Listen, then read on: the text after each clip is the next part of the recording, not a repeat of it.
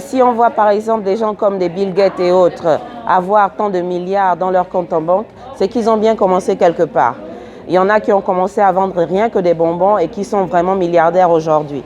Donc il faut commencer quelque part déjà et il faut arrêter d'avoir cette mentalité de compter sur les autres pour avoir de l'argent. Apprendre à faire quelque chose de ses mains, c'est merveilleux parce que ça nous rend indépendants.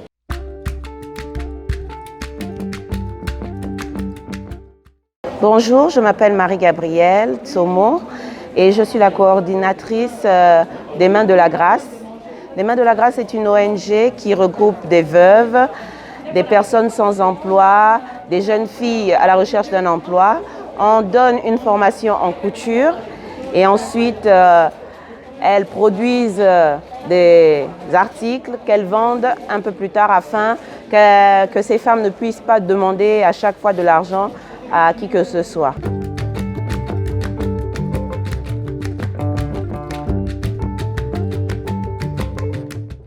La couture rapporte, il suffit d'avoir une bonne clientèle et normalement on vit de cela et les mamans subsistent grâce à cette couture. Ça les aide beaucoup, ça permet aussi d'envoyer les enfants à l'école, vraiment ça rapporte. Il suffit simplement de s'y mettre et vraiment on voit le fruit du travail. On fait, c'est vrai dans la couture, mais on ne fait pas seulement dans les vêtements. On a décidé de varier et de faire dans le linge de maison. On fait aussi des sacs. Il suffit simplement qu'on trouve une inspiration quelconque et on la met en œuvre.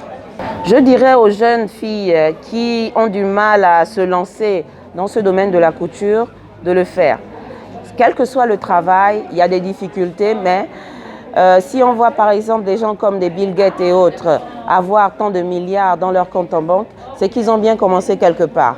Il y en a qui ont commencé à vendre rien que des bonbons et qui sont vraiment milliardaires aujourd'hui. Donc il faut commencer quelque part déjà et il faut arrêter d'avoir cette mentalité de compter sur les autres pour avoir de l'argent. Apprendre à faire quelque chose de ses mains, c'est merveilleux parce que ça nous rend indépendants. Pas indépendants pour être orgueilleux, mais indépendants pour pouvoir non seulement prendre soin de nous-mêmes, mais aussi pour aider les autres. Donc je leur demanderai de ravaler leur fierté, de venir apprendre, avoir des connaissances, c'est merveilleux. Et elles verront qu'à la longue, ça va payer, ça paye. Lorsque l'on vend nos articles, nos frères gabonais ne comprennent pas combien le travail fait main est cher. Parce que ça demande plus d'énergie qu'un travail fait de manière industrielle. Lorsqu'on met nos prix, beaucoup qui ne connaissent pas la valeur du travail fait à la main se disent c'est trop cher, c'est trop cher.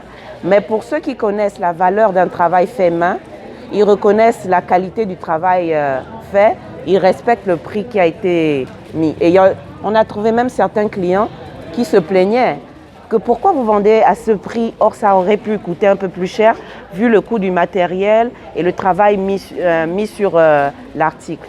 Donc ça c'est l'une de nos grosses difficultés. Le Gabon a besoin d'apprendre à reconnaître le travail fait main et à supporter et à soutenir. Le gouvernement devait prendre en compte ce que nous faisons. Mais j'ai l'impression que nous sommes oubliés complètement. Même nos papas de l'Alliance. Le centre là, c'est pour l'Alliance que les Américains sont venus installer ici.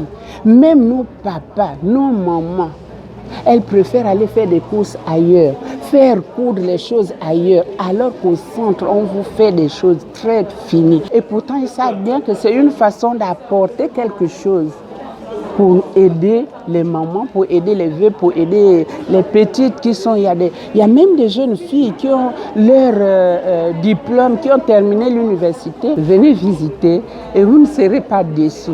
Vraiment, c'est comme vous voyez, il y a des belles choses.